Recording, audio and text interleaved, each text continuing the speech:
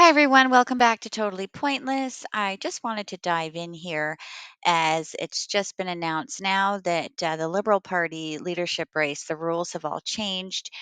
And with these changes, then, who knows who's actually going to run. Listen on in. Tell me what you think. Jeremy Sharon joins us now from Ottawa with more on this, Jeremy.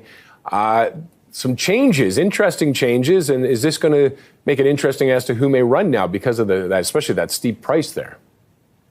Yeah, Roger, definitely some interesting changes. The steep price point when it comes to fundraising, the fundraising threshold that has to be met, which, as you mentioned, goes up to $350,000, up from $75,000 the last time the Liberals ran a leadership race. The whole goal of this here is to try and dissuade not so serious people from running in this leadership race. It means if you're going to try and run here and have a shot at this, you have to be a serious candidate. $350,000 is no small amount of money, and the window to raise that money is very short. January 23rd is when potential candidates, have to have that fee, that money raised. So certainly the whole point is to make sure that only serious candidates are moving forward with this leadership race. We know so far two names, Chandra Arya and Frank Baylis, two Liberal MPs, have said that they are going to run. That was before any of these details were announced last night. And of course, there are many other names that have been floated, people that have talked about the fact that they are likely or interested in perhaps putting their names forward. Those are, of course, some of them there: Chrystia Freeland, Mark Carney, Mélanie Joly, François-Philippe Champagne, Anita Anand, Christy Clark.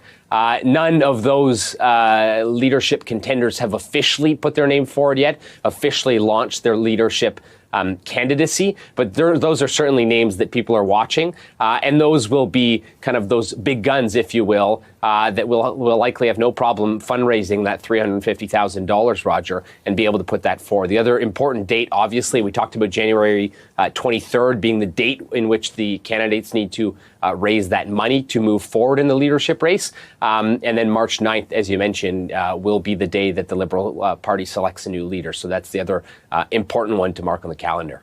And what kind of an impact does it have on who can vote for the next leader of the Liberal Party?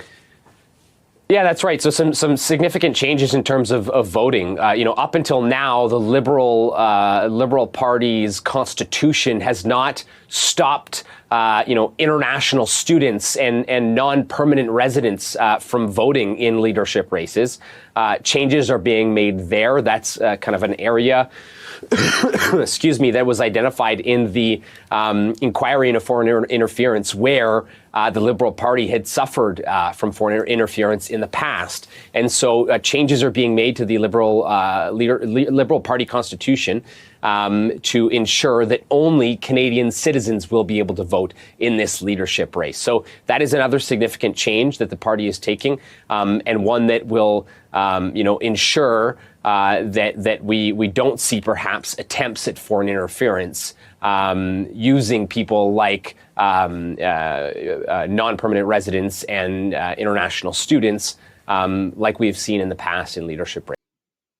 So, with the amount going up to $350,000 for candidates, as well as the deadline being so quick, I guess we'll have to see who's going to make it in there. Anyway, please remember to like, comment, and subscribe, and I will catch you next time.